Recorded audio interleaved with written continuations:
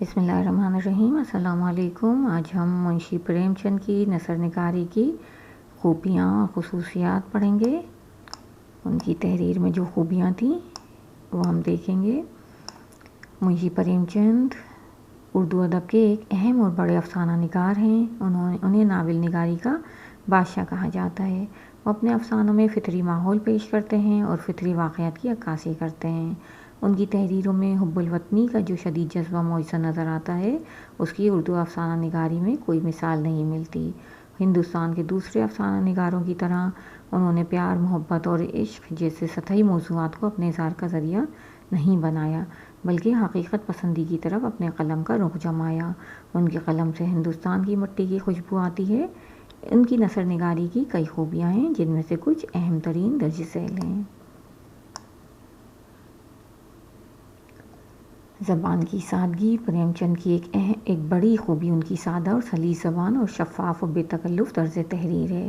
انہوں نے بول چال کی عام زبان کو تخلیقی زبان بنا دیا اور افسانوی ادب کو ایسا جاندار اور شگفتہ اسلوب دیا جو تصنع اور تکلف سے پاک ہے۔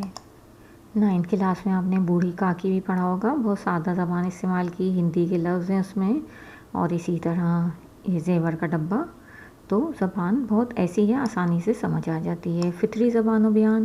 ان کے افسانوں اور ناولوں کی زبان سادہ اور رواں ہونے کے ساتھ کہیں بناوٹ کا گمان نہیں ہوتا۔ انہیں دیہاتوں اور ہندو گھرانوں کی زبان پر خاص مہارت حاصل ہے۔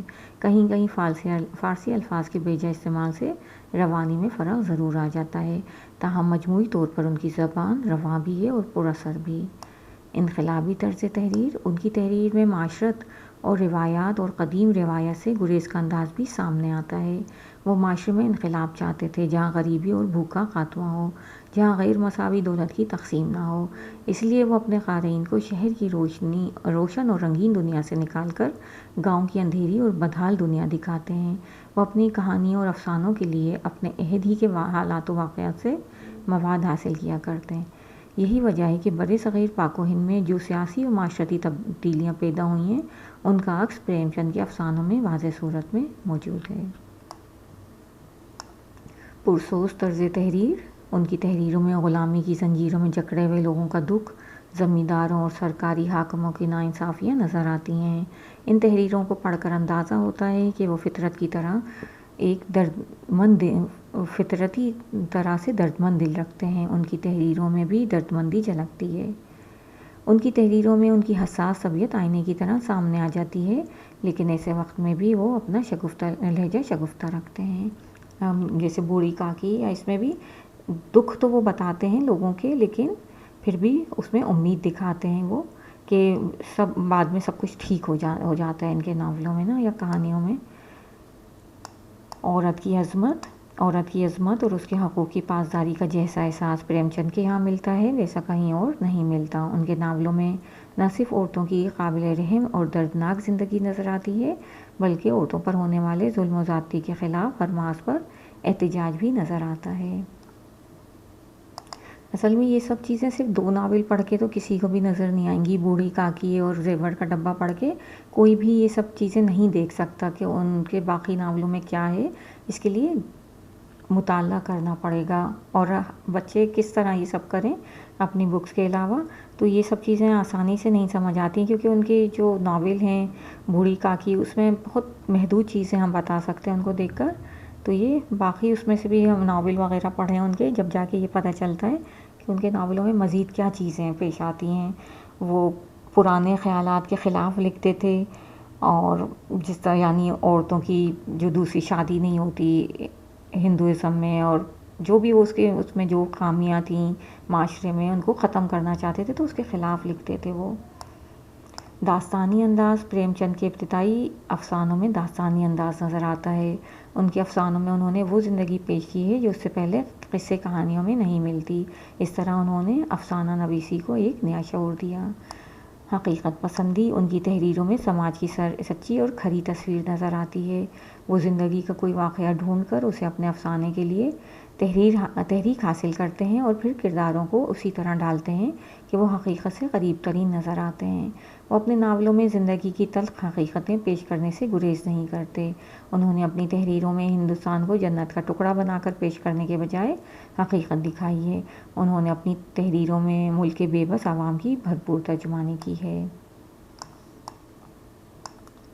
انسانی فطرت کا گہرا مطالعہ۔ پریم چند اپنی تحریروں میں انسانی کرداروں کی نفسیاتی کشمکش کو نہایت فنکارانہ انداز میں پیش کرتے ہیں۔ وہ اپنے کرداروں کے ذہنوں میں اترے ہوئے نظر آتے ہیں۔ مثال کے طور پر ان کا افسانہ نادان دوست پڑھیں تو معلوم ہوتا ہے کہ انہیں بچوں کی نفسیات پر کس قدر عبور حاصل ہے۔ یہی حال ان کے افسانے زیور کے ڈبے میں ہے۔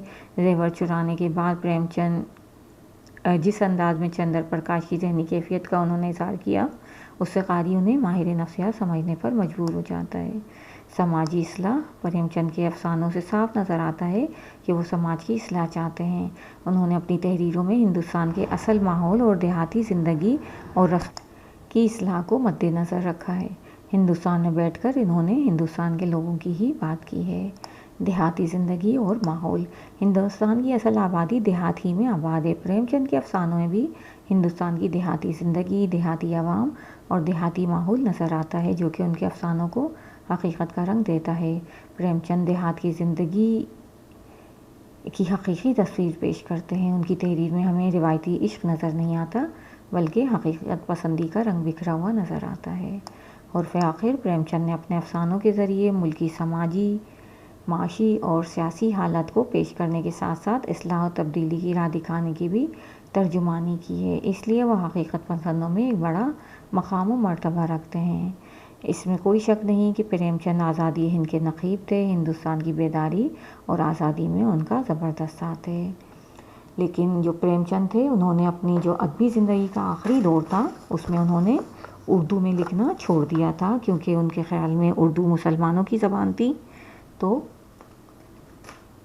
حالانکہ یہ بہت اچھا لکھتے تھے، لیکن انہوں نے آخری اپنے ادبی دور میں مسلمانوں کی زبان سمجھ کے اردو میں لکھنا چھوڑ دیا تھا اور ہندی میں لکھتے تھے۔ اگر وہ لکھتے رہتے تو شاید ان کے اور بھی اچھے افسانے یا پھر ان کی تحریریں اور بھی اچھی سامنے آتی۔